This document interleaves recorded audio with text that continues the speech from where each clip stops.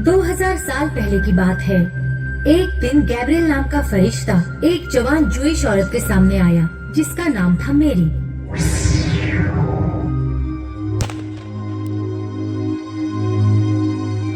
मैं इस अचानक आई खबर से परेशान हूँ। जैसा आप कह रहे हैं वो कैसे होगा? मैं अभी कुंवारी हूँ पर मुझे ईश्वर पर भरोसा है और मैं ईश्वर की सेवक हूँ, उसी की रचना हूँ। तो जैसा आपने कहा वैसे ही होगा। मेरी और उसका होने वाला पति जोसेफ नाज़रेथ नाम के शहर में रहते थे। वो बेथलेहम शहर की ओर गए सेंसस में अपना नाम लिखाने के लिए, जैसे कि रोमन शहंशाह सीजर अगस्टस ने हुक्म दिया था। नाज़रेथ से बेथलेहम की दूरी 65 मील की थी, इसलिए उन्हें कई दिनों तक सफर करना पड़ा।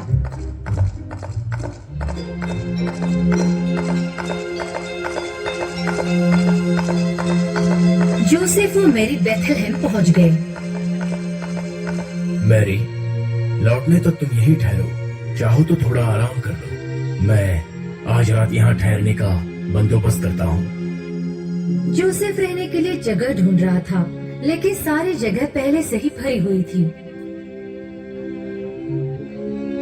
क्या तुम्हें कोई जगह मिली? अब तक तो मुझे कोई जगह नहीं मिली है। उन्होंने अपनी रात एक अस्तबल में निकाली, एक ऐसी जगह जहाँ जानवरों को रखते हैं। सिर्फ यही एक जगह है जो रात गुजारने को मिली है। रुको, मैं जाकर ताजा घास फूस लेकर आता हूँ ताकि तुम उस पर आराम से सो सको। उस रात जीसस ने जन्म लिया। उनके पास पालना नहीं था, इसलिए उन्होंने बच्चे को मेंजर में सुलाया, जिसमें जानवरों को खाना दिया जाता है। उस मेंजर में ताजी घास रखी गई ताकि बच्चा उसमें आराम से सो पाए। उस रात बेथलेहम के पास खेतों में कुछ गडरिये थे जो वहाँ भेड़ियों के एक झुंड की रखवाली कर रहे थे। एक फरिश्ता उनके सामने आया।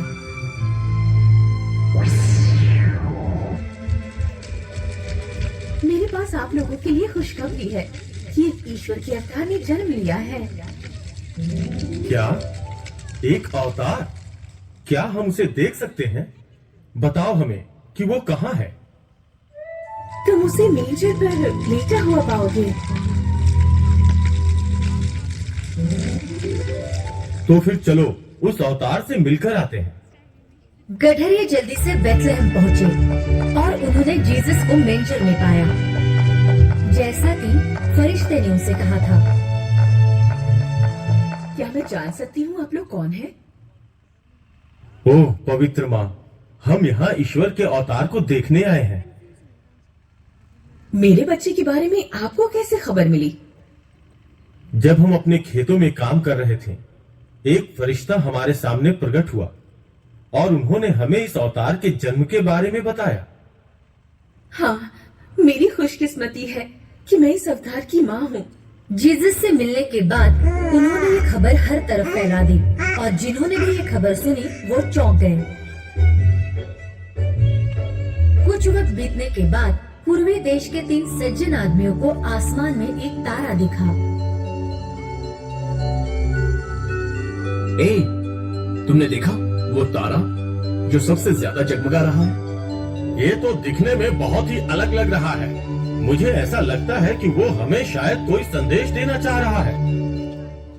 देखो वो आगे बढ़ रहा है, चलो उसका पीछा करें। फिर 3 सज्जनों ने उस तारे का पीछा किया।